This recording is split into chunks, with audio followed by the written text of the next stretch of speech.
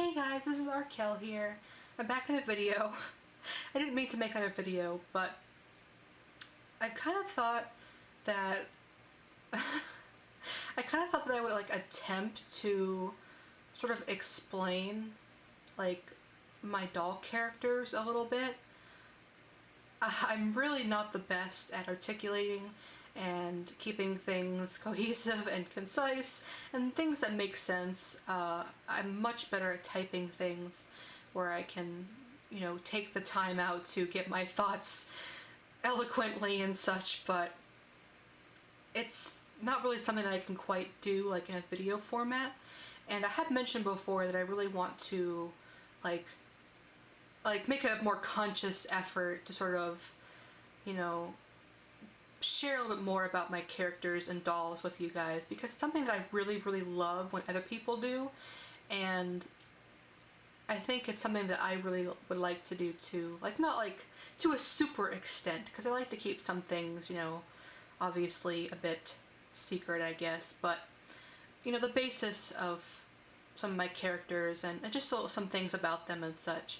I realize that I'm quite stingy when it comes to information about them, and I don't really mean to be. It's just that a lot of times I can't talk so great, so it's really difficult for me to explain things like that. But I'm going to go ahead and try my best to sort of explain a bit about Euclid and their story and whatnot.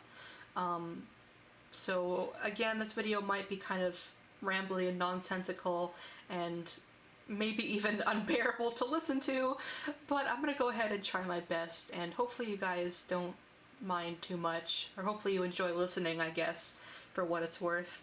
But yes, anyway, like I said in my other video when I was talking about sort of like the progress that I had made on Euclid, I had talked a few things about their character and race and whatnot. And you can't really tell in this video, again, because they don't have their unicorn horn, but they are a unicorn horned character, like my character Faustus and Etzel. Their species, if you're curious, is very appropriately named. They are called Unitrios, and like I said, they're basically like humanesque but unicorn horned like people, I guess. And the thing that really makes them quite different to regular humans, aside from their unicorn horn, is that their whole species functions romantically different than typical humans such as ourselves do. You guys all know that humans reproduce male, female, and, in pairs and whatnot. Their species, however, functions in trios rather than pairs, and it has nothing to do with gender whatsoever. Basically, their species are composed of energy. They're kind of like, how do I exactly explain them? They're kind of like supercharged little energy crystals, if that makes sense. And each one of them has its own particular energy and force, I guess, that makes them alive. And for humans, of course, you know that it's oxygen and water in our blood and such of things, but for them it's a specific element, or a tangible resource, I guess you could say. For Euclid here, their particular energy is actually water. That is their sort of life force, I guess you could say. And they kind of work where they absorb energy from the environment and also exude it. So they kind of have to have their energy around them, but also by absorbing it, they redistribute it into the environment. I guess kind of like trees, I guess you could think, with oxygen and such. But yes. Anyway, so they sort of function in trios, like I said, and their reproduction is nothing to do with male or female. They don't give live birth, so there's nothing in regards to that. Basically, they form trios because of the synergy of energy that it provides. So when it's, again, follow me here, it's kind of hard to understand if you are not used to fantasy things, but it's basically like when one particular energy finds a compatible energy, they make a bigger force of energy, or a synergy. So that's kind of the way that their species works. So, for example, Euclid here, like I said, their energy is water, and one of their members of their trio is my character Faustus, who I also have as a doll, and his energy is fire. So you can see what I mean here about them kind of working in synergy. It's usually the way that works, it's either all energies that are similar, or all energies that affect one another in a certain way, in a, I guess, powerful way. That's difficult to explain, like I said, but hopefully I'm getting it across. But yes, so Euclid's power is water, and Faustus's power is fire. I won't get into too much of their character, like I said, for spoiler reasons, but I will say a few things that are relevant to their character, that are also, some of which are aesthetic, so they would make sense to know. I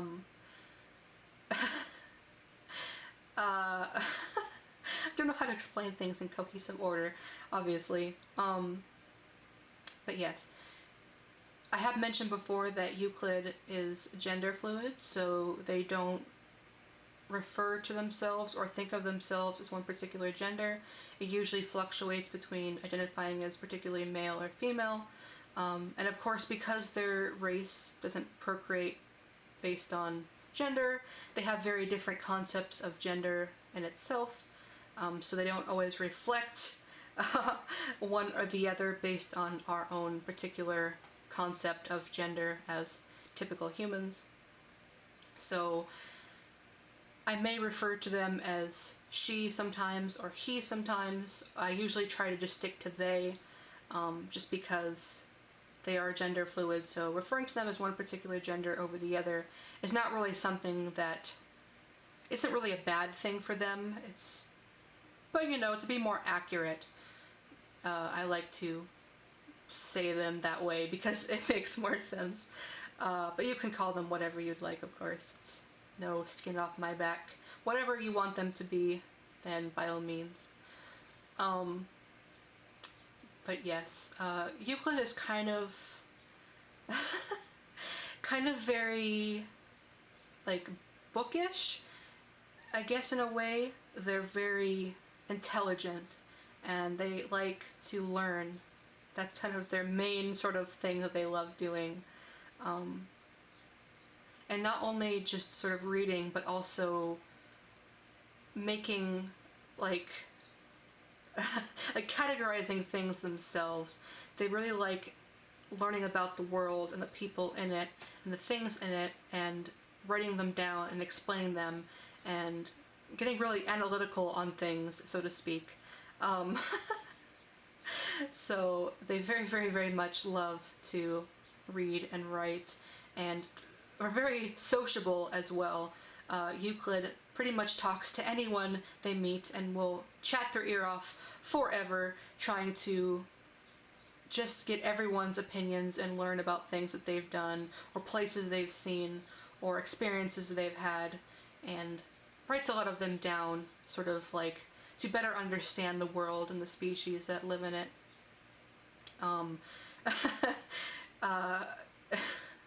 Euclid is also, again, very intelligent, knows a lot of things, and one of the funnier sort of traits that Euclid has is they are very knowledgeable about certain romantic things. I'll just leave it about that, I guess. So, something that Euclid constantly likes to do to pretty much everyone, regardless of how much they know of them, is pretty much ask them about their sex life. So that is something that they very, very much enjoy doing, and it's always really, really awkward when it comes to that of Shu, since he is human and is like 12, so it's always very awkward for him.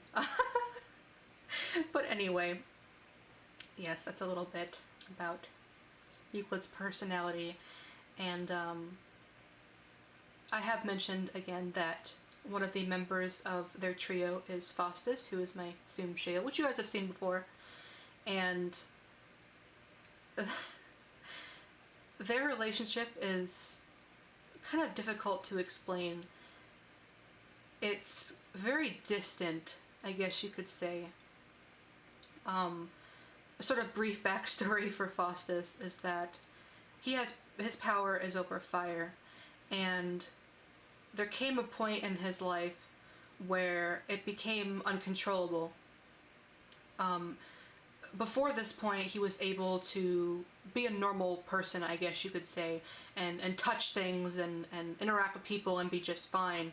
But then after this particular point, his power became so intense that he couldn't touch things anymore, because the fire that radiated from his body within his body would burn anything that he touched that was flammable. So you can imagine that the relationship that Euclid and Faustus have are very distant, because Faustus doesn't want to, of course, hurt Euclid, because despite them being a trio, they have very different powers, elements, energies. So the only types of people that Faustus wouldn't burn would be people that are made of the same energy as him. So people like Calliope, his sister, because, you know, they are made of similar materials, if you get what I'm saying, because they're related. Faustus can touch Calliope just fine because of that, but Euclid, he cannot.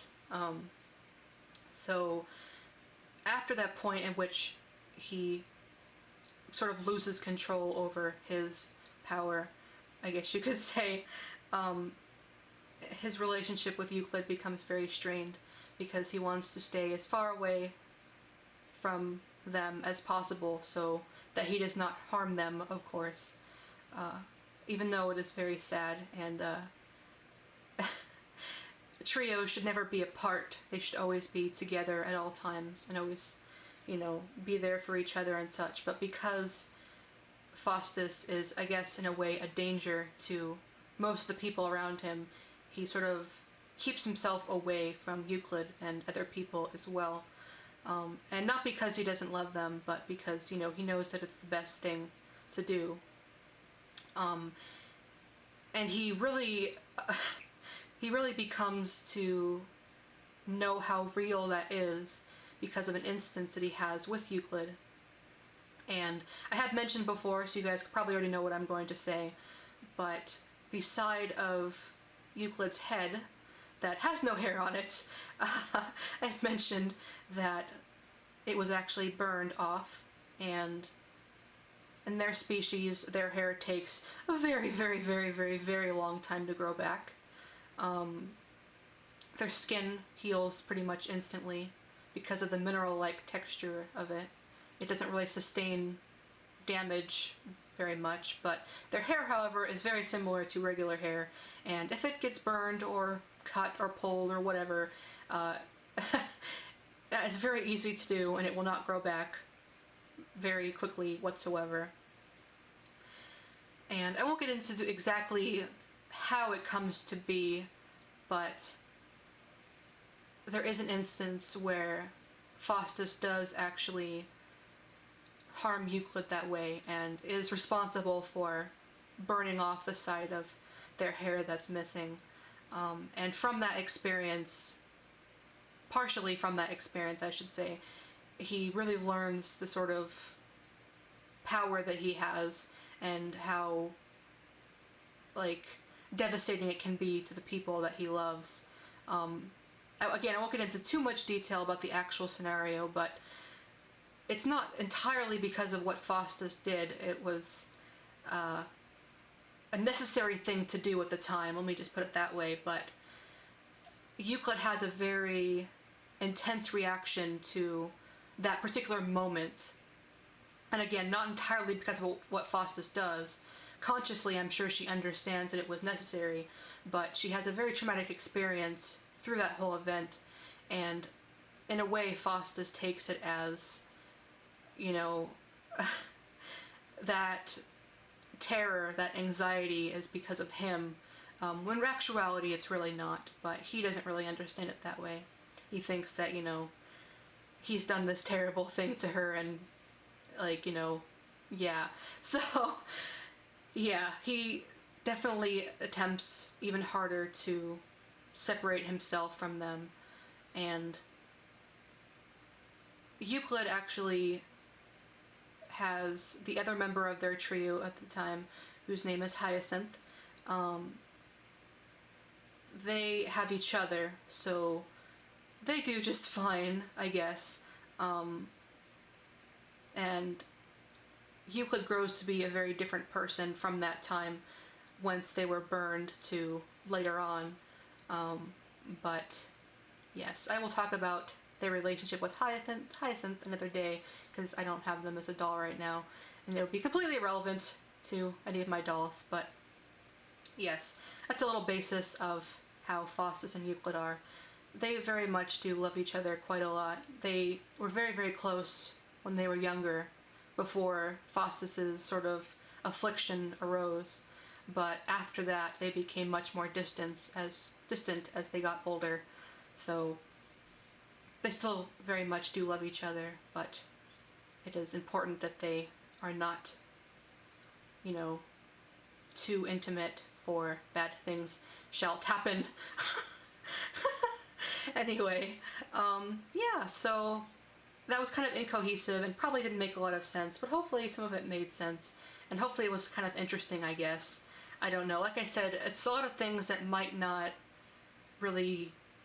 It might be a lot of things to take in, because it's really different to the way that we think as humans, and for a lot of people, just the idea of any kind of romance that's not a pair, or that's not male and female, can be a lot to take in, so I definitely understand if it's a bit much, but either way, I thought, you know, some of you guys say that you guys like my characters a lot and you'd like to know more, so I'm attempting to explain things, and hopefully, I guess you enjoyed listening to them. Like I said, I can't really say everything because it would be too much, and I don't want to spoil too many things, but yeah. So hopefully that lets you know a little bit more about Euclid and Faustus and their relationship, and also their species and such. So if you have any questions, I guess you can leave them in the comment section below, or you can just be like, what the hell, I don't even... what? But yes, thank you guys again very, very, very much for watching, and sorry this video is so long, but yeah. I'm sorry. Oh.